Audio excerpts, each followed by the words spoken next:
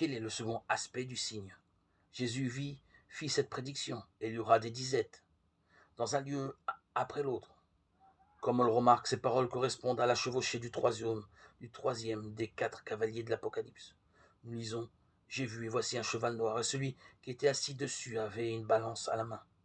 Et j'ai entendu comme une voix au milieu des 4 créatures vivantes dire: 1 litre de blé pour 1 denier, 3 litres d'orge pour 1 denier, et ne fais pas de mal à l'huile d'olive ni au vin.